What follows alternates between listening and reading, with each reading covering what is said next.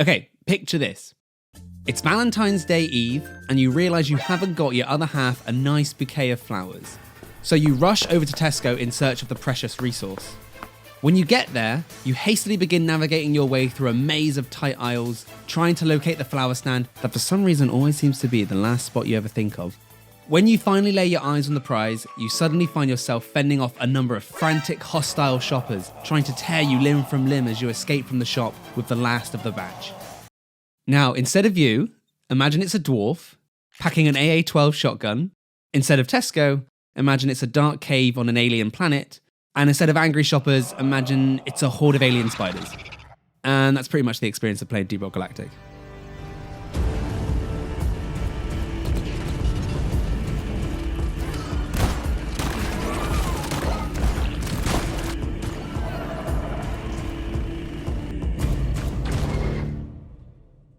Deep Rock Galactic is a cooperative first-person shooter where up to 4 players take control of a team of space dwarves in the employ of the Titular Mining Corporation. Set on the planet of Hox's 4, players will set out on expeditions into the depths below the planet's surface, collecting precious minerals and resources, whilst also needing to survive amidst the hostile environments and inhabitants within.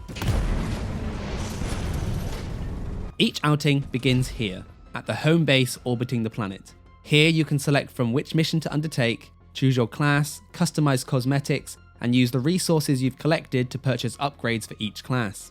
And let me just say here, the moment I spawned into this space, I knew I was in for something special, because from here on out, the presentation and levels of immersion do not falter for a second. Things like each player having a cabin space with their name displayed above to really make you feel like an actual crew stationed aboard. The station has a med bay where the party will respawn in instead of their individual rooms after a failed mission attempt. Selecting a mission doesn't instantly bring up a loading screen, but instead you actually have to physically enter the drop pod with your team to depart. There's a bar for your crew to buy around and relax after a grueling expedition. There are fun games to play, a jukebox, actual terminals you need to go to and use to access the unique menus, rather than just hitting pause and flicking between boring tabs. The list just goes on. Now remember, this is just the hub space, but it only took all of 5 minutes exploring this area for me to understand how much love and care Ghost Ship Games have for Deep Rock and their players. And that only continues as you make your descent to the planet below. So what do you do in Deep Rock Galactic? Each time you set out, you will have a primary objective to complete and an optional side objective that can grant you extra bonuses and goodies if also achieved before the extraction. Primary objectives can range from mining a specific amount of minerals, protecting a company dozer as it progresses to a drill site, recovering damaged equipment, and many more to choose from. Secondary objectives will usually be collect X amount of this additional resource or shoot X amount of these creatures. Missions don't have a time limit, so even after completing objectives, you are free to continue roaming the area, mining extra resources for crafting and upgrades, though this will be at your own risk, as dying from enemy mobs will still be possible and result in the mission failure. There are 4 classes of dwarf available: the driller, the engineer, the gunner, and the scout. Each class carries unique weapons and equipment and so offers differing playstyles dependent on the role you choose. The driller comes rocking with a flamethrower and sidearm for his weapons of choice, dual-wielded power drills and satchel charges to allow for quick and efficient movement through obstructing terrain and collapsed tunnels. The engineer carries a combat shotgun and grenade launcher combo for combat, and brings a handy platform gun and sentry turret as backup. The gunner lives up to his namesake, bringing the biggest ones to the party in his devastating minigun and powerful revolver.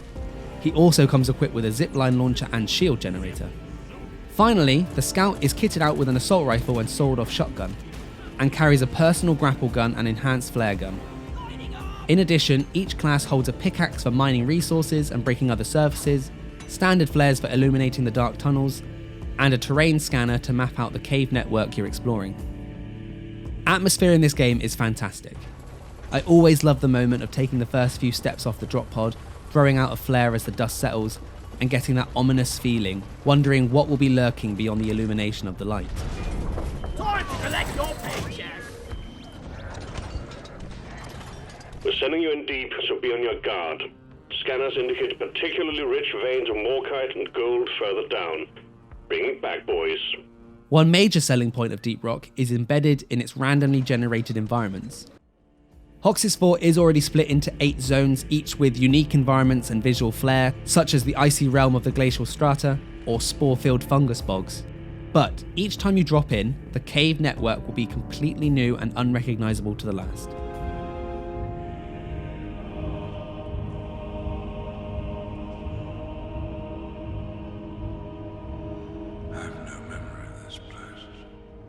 And the crazy thing is, some of these environments still feel crafted by a human hand. The contrast between narrow spiraling tunnels and huge caverns filled with critters, luminescent rocks and foliage, high up perches and branching rock formations for extreme levels of verticality is exciting every time I transition from one to the other. It also helps that, like Minecraft, every piece of the environment around you can be broken via your pickaxe, so while there will be always pre-generated tunnels, there is nothing stopping you creating your own paths and shortcuts between objectives. Additionally, the soundtrack does a great job to evoke a sense of wonder in the moments between combat, and I think it sits well on the line of uncertainty. Never upbeat like a Mario stage, but also no sense of impending doom like, well, Doom.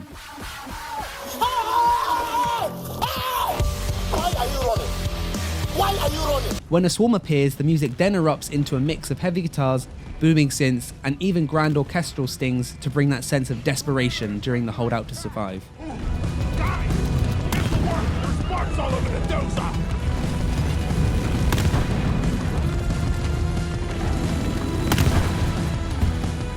Get away from me! Baby! Now when it comes to combat, and there is a lot of combat in Deep Rock for sure, but it's not that deep. Huh, look at that.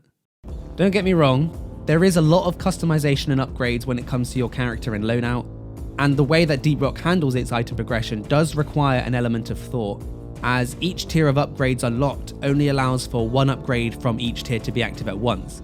So you can't just buy everything and then roll up to the mission wielding the Grim Reaper 9000. But when I say it's not that deep, I simply mean that every enemy is dealt with the same way.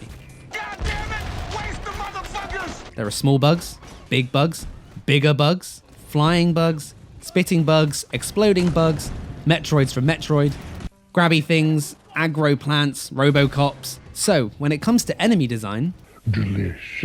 But no enemy asks anything of you except... I will say I've only played somewhere between 15 to 20 hours of Deep Rock, so for all I know, this could change the further I progress, but I think this would be possibly my only major issue with the game. I'd love if more was asked of the player when dealing with enemies, like, say, having nets or harpoons to pin down fast-moving flying creatures, making them easier targets, or even including non-lethal takedowns in order to extract new enemy types for research and upgrades. That being said, it's still always a thrill to receive the warning of an incoming swarm from the operator, hearing the roars echoing from nearby caves, and suddenly seeing hordes of bugs erupt from the ceiling and begin to descend on your team. And without a doubt, the sound design of the weapons mixed with the continuous squelching of bugs being mowed down makes this an extremely satisfying horde-style holdout against overwhelming numbers experience.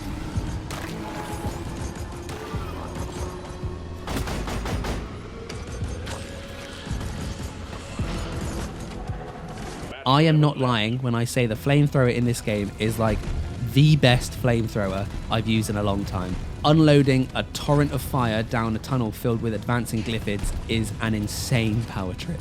This is Defense Secretary Keller. Underpinning all of this is Deep Rock's visually appealing art style and tone. I'm sure this sort of game would also be fun if it were more gritty and realistic. But half the charm here is baked into the blocky and vibrant aesthetic, and the other is within the personalities of each dwarf. The voice acting is spot on to what you'd expect from space dwarfs. Hearty exclamations of excitement on the drop pod down. This rock is gonna be the death of us. Stop whining! Genuine sounds of regret after killing a gentle loot bug. I die a little inside every time I have to take out a loot bug. And even referring to the walking mineral deposit robot as Molly. Wally is on the way. Like the team's own pet companion. Even now I still find myself smirking at just how much character has been included into a game with essentially zero story elements or narrative. As I mentioned in the intro, Deep Rock is designed for up to 4 players in co-op, and it's clear that this is the desired way to play. The synergy of the class types and their kits will just simply allow for a full 4-man team so much more opportunity for fun, interesting ways of traversal and actions in combat. But that's not to say that solo players can't find enjoyment if that's their preference. When going out on a solo expedition, players are accompanied by Bosco, a small flying robot companion which can be directed to mine resources either out of reach or simply when the player is focused on another objective. And he also provides solid backup in a firefight. Seriously, this guy's like John Wick with his ferocious accuracy.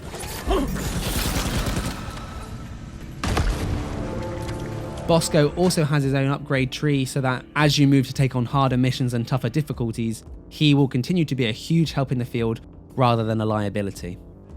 However, my advice would be to find friends to play with if you can.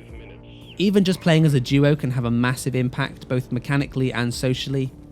Having a couple of friends chatting away in my ear, laughing as we scramble with no ammo to make it back to the escape pod, as a wave of screeching alien spiders is in hot pursuit, is a rush that few other games can provide. I'm still very excited to see what is yet to be discovered, as even now I'm encountering new enemy designs and there are hints of additional world objectives to stumble upon once I have leveled up my classes that little bit more. And you may have even noticed that most of my footage is just me playing as the Driller class. I am yet to get bored of playing with this loadout, and so even when I do, I can then begin all over again with one of the other 3 classes to continue extending my playtime. All that's left now is for you to experience this for yourself and find out what awaits on Hoxis 4. And as the dwarves of Deep Rock Galactic would say, Yeah! Rock and go!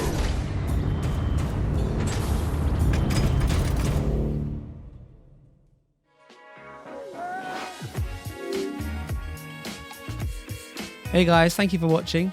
I'd had plans on doing another compilation video of, games I've been playing over the last few months, but it didn't take long after jumping into Deep Rock that I knew I wanted to kind of make a separate video just talking about this game because it is truly such a blast. If you are curious of what I've been playing over the last few months, I recently completed Square Enix's Guardians of the Galaxy. That was a ton of fun. A little bit slow for me in the beginning, especially with the combat, but once all the options kind of opened up, I found it to be, really good time. I did actually try and platinum the game, but one of my trophies has glitched, so for now I'm stuck just looking at this annoying ass completion rate, and until the devs fix it, I don't really know what I can do aside from playing the entire game through a 3rd time from scratch, which I just really don't want to do. I've also started a playthrough of Returnal, which I had to thank my friend Max for lending me the game. It is really good fun. Quite tough, quite challenging, both difficulty and on the mental aspect. I definitely find that I'm putting it down after an hour or 2 because, you make so much progress, getting all these upgrades and then one boss fight and suddenly you're respawned back to the first world and, all that progress is gone, which is the point, obviously. If you know anything about Returnal, it's a time loop game, so if you die, you're back to the beginning with pretty much nothing and you've got to do it all over again. But the combat feels great, sound design is amazing, it looks amazing, enemy design is wicked, so I definitely will be getting back into that at some point. I just need to, set aside a good amount of time to finish that one. In terms of what's on the horizon, I am hoping to pick up Sifu soon, or Shifu, depending on how you want to say it. Another sort of time-based game, but this one focused way more on hand-to-hand combat and martial arts. I think the art style looks incredible. The flow of combat looks so appealing, so I'm really excited to pick that one up. At the time of recording, Elden Ring is absolutely killing it in reviews, getting 10 out of 10s from pretty much every media outlet on the face of the planet. So maybe this is the time that I'll finally pick a From Software game up. Once tried Dark Souls and I never got past probably the first couple of hours. Yeah, I'm excited to see what comes out. Also, Horizon. Yeah, I never finished Horizon Zero Dawn, so maybe I'll try that one and eventually get around to picking up Forbidden West. God, there's so many games out there, isn't there? Okay, anyway, thank you again for watching, guys. Until next time, stay safe and see you then. Bye.